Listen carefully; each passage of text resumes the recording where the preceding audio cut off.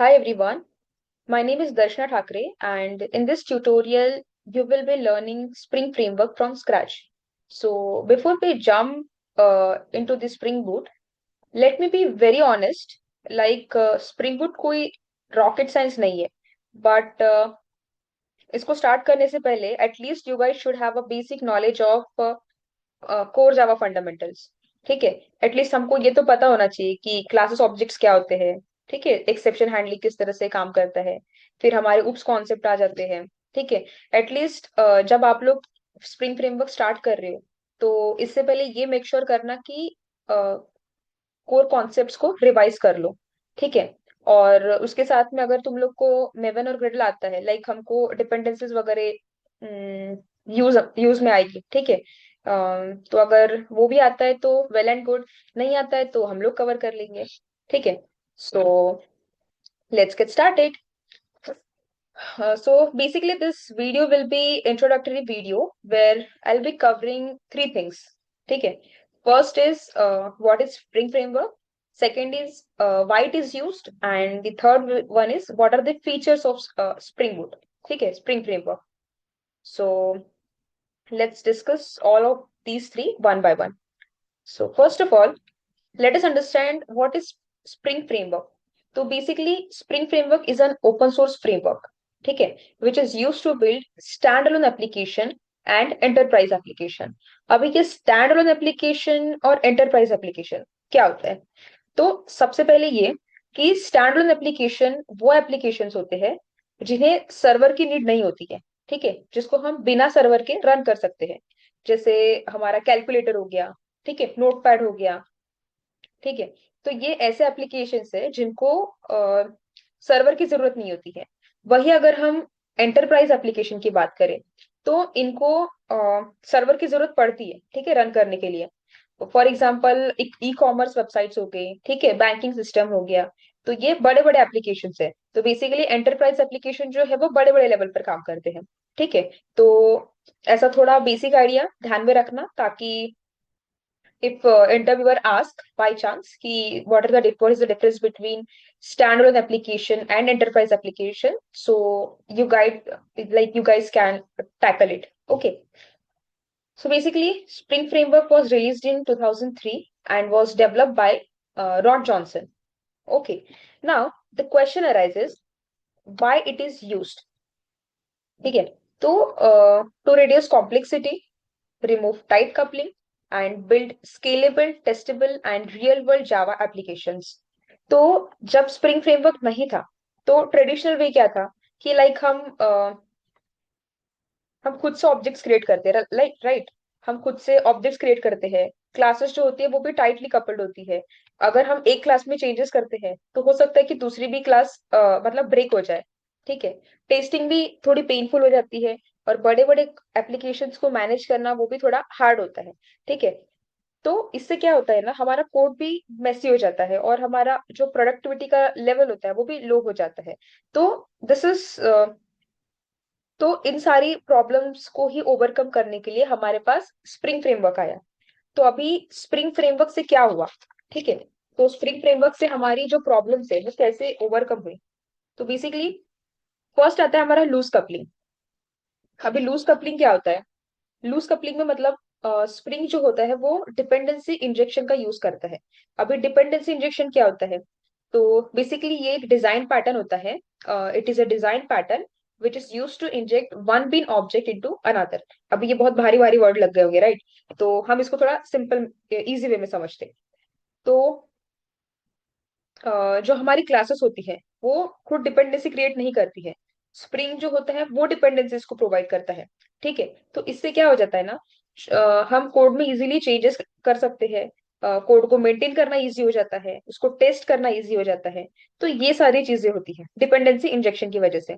ठीक है, second point आता है हमारा, स्प्रिंग जो है वो ऑब्जेक्ट्स को मैनेज करता है।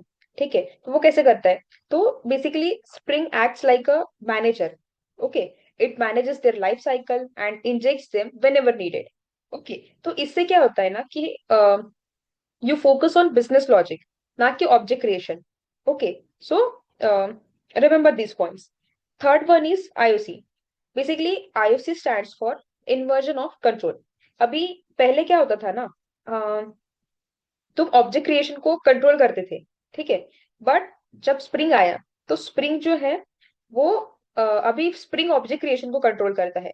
तो बेसिकली इससे हो क्या रहा है, हमारा जो एप्लीकेशन होता है वो क्लीन, ऑर्गेनाइजेबल और स्केलेबल होता है, ठीक है।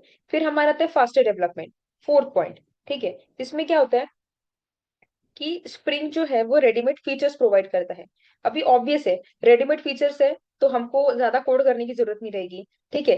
जैसे स्प्रिंग बूट की अगर हम बात कर ले, तो स्प्रिंग बूट क्या है, एक सब फ्रेमवर्क है, सब फ्रेमवर्क है, और सब मॉड्यूल बोल सकते हैं हम उसको, सब मॉड्यूल है स्प्रिंग फ्रेमवर्क का, ठीक है। तो ये क्या प्रोवाइड करता है, ये ऑटो कॉन्फ़िगरेशन प्रोवाइड करता है, एम्बेडेड सर्वर प्रोवाइड करता है, जैसे कि टॉमकैट हो गया, ठीक है। अगर हम स्प्रिंग बूट का यूज करते तो हमको प्रोजेक्ट सेटअप करना भी इजी हो जाता है। तो ये सारी चीजें प्रोवाइड करता है। फिर फिफ्थ आता है हमारा एंटरप्राइज एप्लीकेशन, जिसके बारे में हमने बात कर ली, ठीक है। हाँ, तो बेसिकली किसको सपोर्ट करता है, वेब एप्लीकेशंस हो गए, रेस्ट एपीआईज हो गई, ठीक है, माइक्रो सर्विसेज हो गई, सिक्योरिटी हो गई, ठीक है। तो ये सारी चीजें हैं।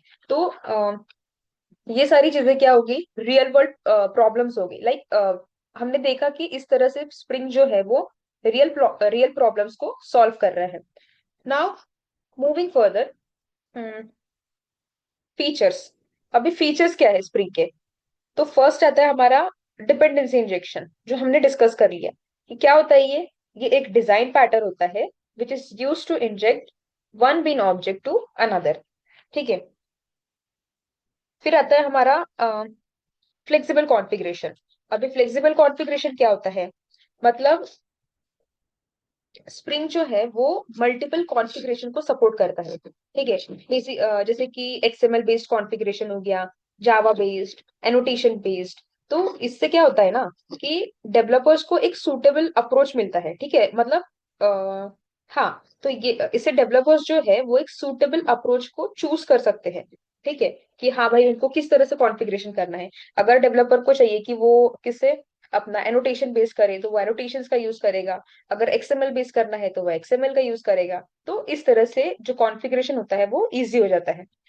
इन्वर्जन ऑफ कंट्रोल हमने डिस्कस कर लिए, किस तरह से होता है। बेसिकली इससे हमारे जो एप्लीकेशंस होते हैं वो क्लीन, ऑर्गेनाइजेबल और स्केलेबल बन जाते हैं, ठीक है।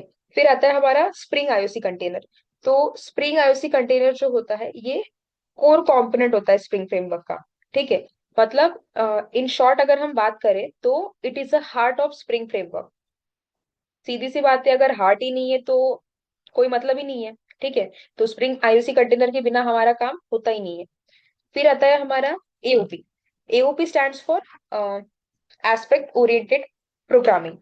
अभी ये जो एओपी है वो क्या है, basically it helps us separate cross cutting corners, किससे, फ्रॉम बिजनेस लॉजिक। तो मैंने ये सारी चीजें मेंशन नहीं की हूँ so that listen carefully, okay. तो एस्पेक्ट ओरिएंटेड का अगर हम एक एग्जांपल लेते हैं, ठीक है। जैसे मूवी की शूटिंग चल रही है, ठीक है। तो मूवी की शूटिंग में क्या होगा, एक्टर जो होगा वो हमारा मेन काम, एक्टर का मेन काम क्या रहेगा, एक्टिंग करना, ठीक है। और लाइट, कैमरा, मेकअप, ये क्या हो गए, ये कॉमन काम हो गए, ठीक है। तो एक्टर हर सीन में मेकअप खुद नहीं करता, ठीक है। अलग अलग टीम होती है उनके पास काम करने के लिए। तो बेसिकली यहाँ पर एक्टर क्या हो गया, वो एक बिजनेस लॉजिक हो गया। और वही अगर हम मेकअप या कैमरा की बात करें तो ये एक एस्पेक्ट हो गया, ठीक है। आई होप मैंने ये थोड़ा बहुत अच्छे से समझाया होगा, ठीक है। सो ज्यादा डीप जाने की जरूरत नहीं है, but it is sufficient for now, okay. Now, moving further, transaction management. तो basically it makes database operations safe and reliable. फिर आता है हमारा security. Security में क्या आता है कि it provides robust framework for implementing authentication and authorization, which makes it easier to secure web application. तो basically स्प्रिंग में एक स्प्रिंग सिक्योरिटी करके एक कॉन्सेप्ट है, ठीक है, जिसको इम्प्लीमेंट करके हम हमारे वेब एप्लीकेशन को सिक्योर बना सकते हैं, ठीक है। तो बेसिकली हम ऑथेंटिकेशन और ऑथराइजेशन को इम्प्लीमेंट करते हैं, ठीक है। तो ये होता है। और फिर हमारा नेक्स्ट पॉइंट आता है इजी इंटीग्रेशन विद फ्रेमवर्क्स। और फिर आता है हमारा टेस्टिंग सपोर्ट। तो टेस्टिंग सपोर्ट से हमको क्या समझ में आ रहा है कि जो भी एप्लीकेशन हम स्प्रिंग के थ्रू डेवलप करते हैं उसको टेस्ट करना बहुत ही इजी हो जाता है। तो बेसिकली ये एक टेस्टिंग सपोर्ट भी प्रोवाइड करता है। So this is all about spring framework. So just revise this things and make sure कि आप चीजें जो है वो डेली बेसिस पे रिवाइज करो। और ये एक इंट्रोडक्टरी वीडियो वीडियो था। I hope you guys will like it, and if you want more videos, so just comment anything, like if you want n- another video on another topic, so just comment it down. Thank you.